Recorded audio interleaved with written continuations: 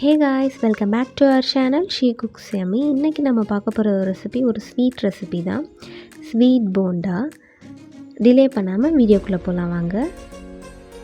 ஒரு பவுல் எடுத்துக்கோங்க.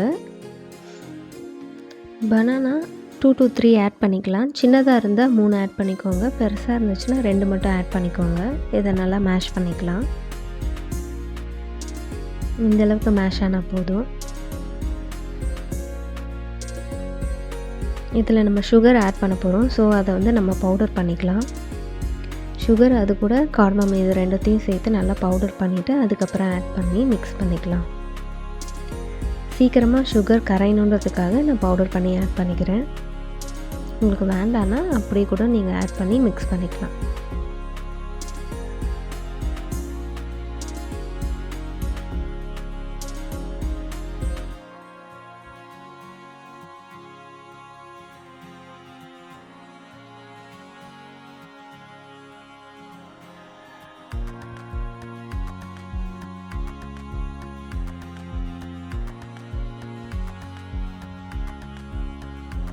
இப்போ நல்லா டிசால்வ் ஆகிடுச்சு. இதுக்கப்புறம் நம்ம மைதா ஆட் பண்ணிக்கலாம்.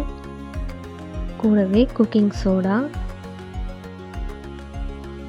இது ரெண்டத்தையும் சேர்த்து லைட்டாக மிக்ஸ் பண்ணிக்கோங்க. இப்போ நம்ம என்ன பண்ணணும்னா கொஞ்சம் கொஞ்சமாக தண்ணி ஆட் பண்ணி எல்லாத்தையும் நல்லா மிக்ஸ் பண்ணிக்கலாம். நீங்கள் ஒரே டைமில் தண்ணி சேர்த்துறாதீங்க, இப்போ ரொம்ப லிக்விட் ஆகிடும்.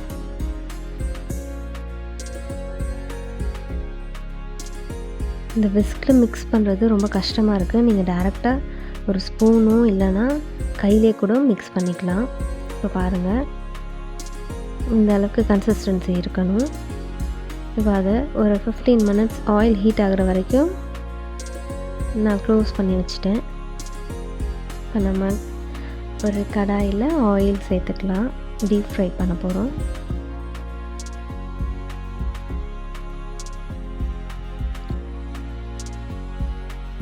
இப்போ பாருங்கள், ஆயில் ஹீட் ஆச்சா அப்படின்னு எப்படி செக் பண்ணோன்னா இந்த மாதிரி குட்டியாக ஒரு பால் மாதிரி எடுத்து போட்டிங்கன்னா அது உடனே மேலே விடணும். அதுதான் கரெக்டான டெம்ப்ரேச்சர்.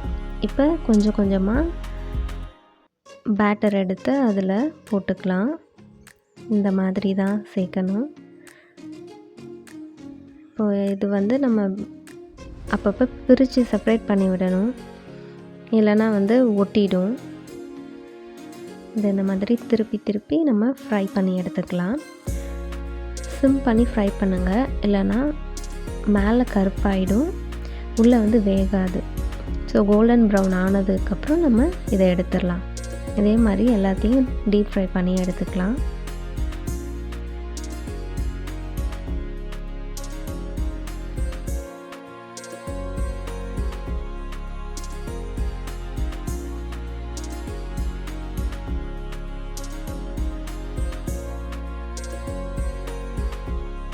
இதோட பேர் கச்சாயம் அப்படின்னு கூட சொல்கிறாங்க. பட் ஆனால் கச்சாயம் ஆட்டாவில் கோதுமை மாவில் பண்ணுவாங்க. உங்கள் ஊரில் இதுக்கு பேர் என்ன அப்படின்னு எனக்கு கமெண்ட்ஸில் சொல்லுங்கள்.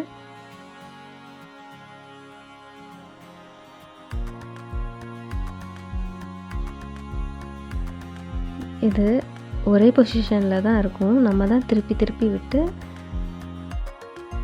வேக விடணும். இப்போ பாருங்கள், நான் திருப்புறேன், மறுபடியும் அதே பொசிஷனுக்கு வந்துடும். ஸோ நம்ம கொஞ்சம் ரொட்டேட் பண்ணி தான் இதை ஃப்ரை பண்ணணும். இந்த மாதிரி கோல்டன் ப்ரௌன் கலர் வந்ததுக்கப்புறம் நம்ம எடுத்துடலாம். சூப்பரான ஸ்வீட் போண்டா ரெடி ஆயிடுச்சு.